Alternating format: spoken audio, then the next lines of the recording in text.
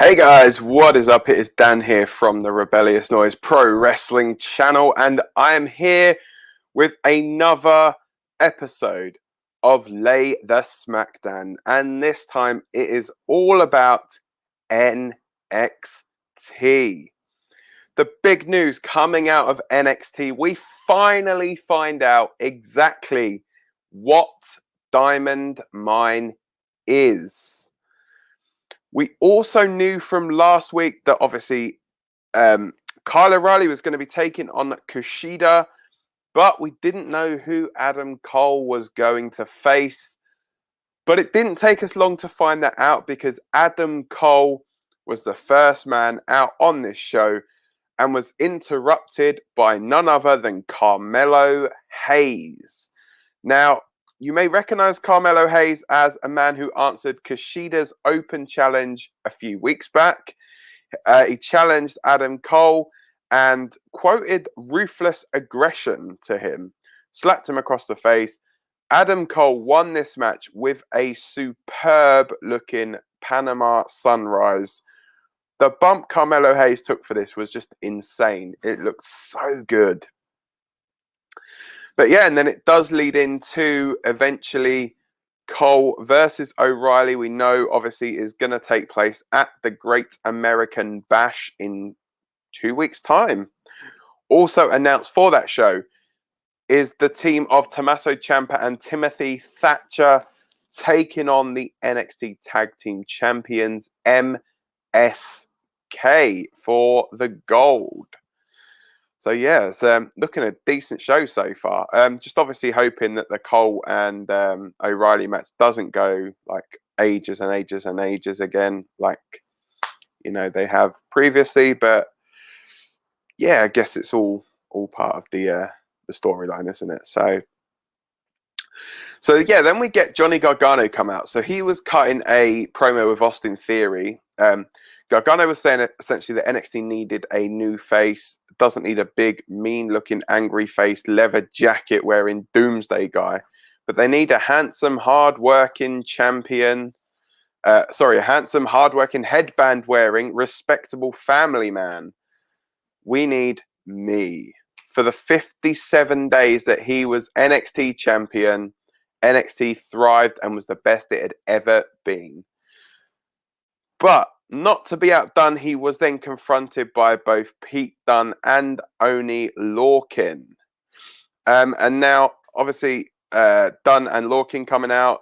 Dunne said that Gargano is mad if he thinks that he should be the number one contender over him.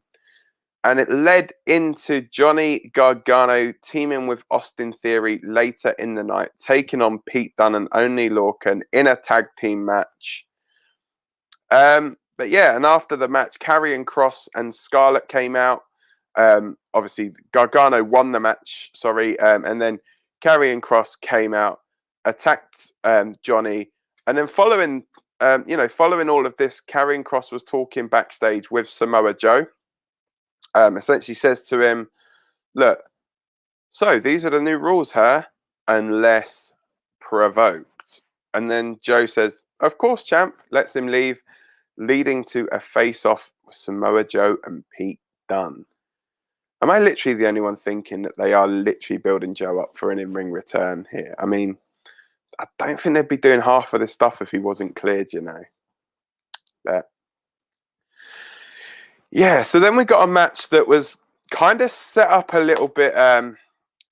It seemed like it was being set up a bit last week, but then obviously the whole thing with the Robert Stone brand, it's just that was a little bit random. But it was Io Shirai teaming with Zoe Stark to take on Aaliyah and Jessie Kamea, the Robert Stone brand team. The Way, obviously the women's tag team champions, were at ringside watching this match. Afterwards, though, Raquel Gonzalez and Dakota Kai came out to the ring. They stood on the apron saying that they are the number one contenders, but Shotzi Blackheart and Ember Moon also had something to say about that. They then say, no, we are the number one contenders. And it just descends into absolute chaos. They all just start throwing hands at each other. Massive brawl. And it leads then to an announcement that next week we will get a triple threat tag team match between Dakota Kai and Raquel Gonzalez, taking on the team of Ember Moon and Shotzi Blackheart, taking on the team of Io Shirai and Zoe Stark.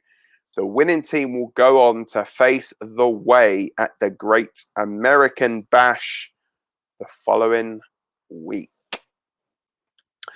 Then we get the Franky Monet encore.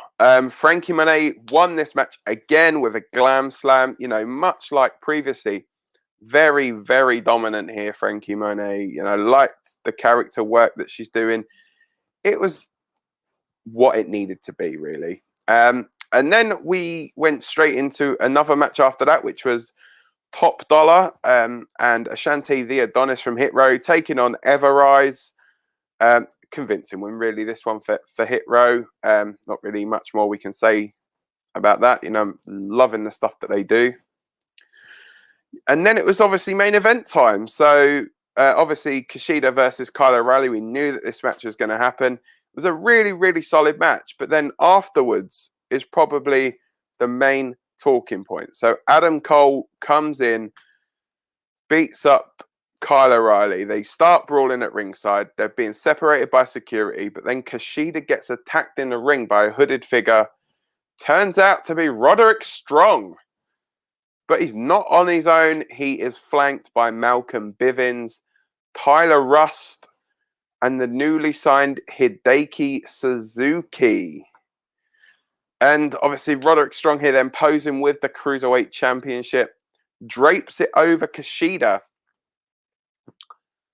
So, seemingly, Roderick Strong looks like his first feud back is going to be with Kushida over the Cruiserweight Championship. Now, yeah, I mean, don't get me wrong. Now, I've seen a lot of people saying, like, well, who the hell are these other two guys? What are they doing there? I mean, I'll be honest with you. I've not seen much of Tyler Rust and Hideki Suzuki. So, you know, I'm not going to sit here and pretend to you guys that I am like, oh, I'm massive fans of these two. I don't really know much about who they are. So, interesting, obviously, to see what happens here. Obviously, there was a lot of speculation around the whole Diamond Mine thing. Is it a person? Is it a group? Is it going to be another show?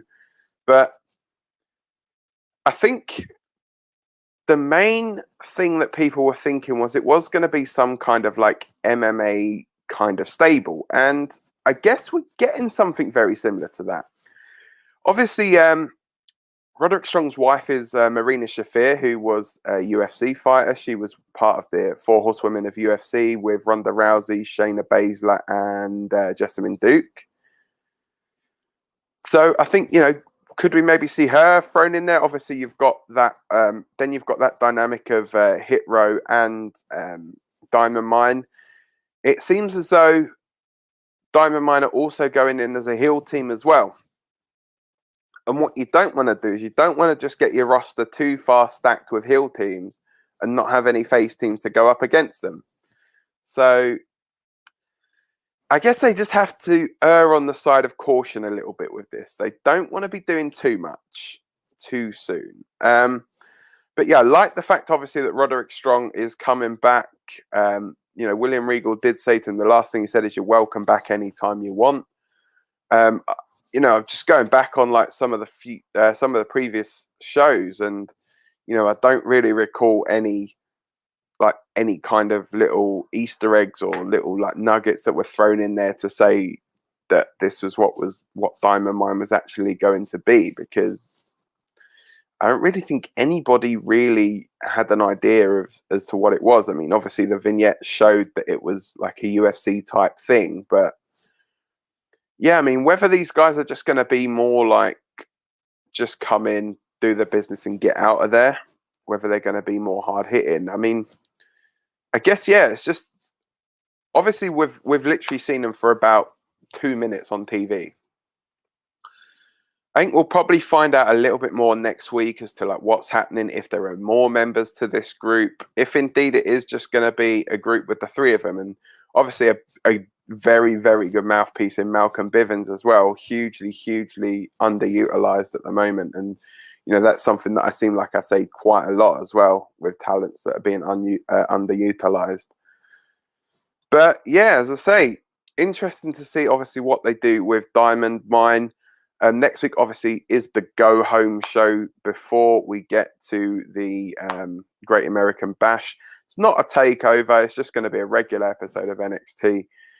And so yeah, obviously Adam Cole is facing Kyle O'Reilly. Roderick Strong is now seemingly leading Diamond Mine, and Bobby Fish is like the odd one out, like you could say like a fish out of water, so to speak. But yeah, I mean, they do love building this show around the Undisputed Era, and it shows just how good these four guys are, that you know you're still hooked on every little thing that they do. So yeah, gotta say, like I did quite enjoy this episode of NXT actually. So as I say, be interesting to see exactly what happens next week. Interested as well to know a bit more about Diamond Mine. Let us know, though, what you guys think in the comment section down below. And don't forget to like, share, and subscribe. Don't forget to follow us on Twitter at RMProWrestling. Don't forget to follow me on Twitter at Dan_RebNoise.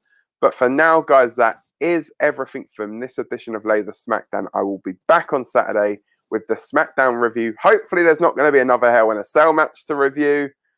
But with WWE, who on earth knows? That's it, guys. Anyway, take care, enjoy yourselves, and see you later. Bye.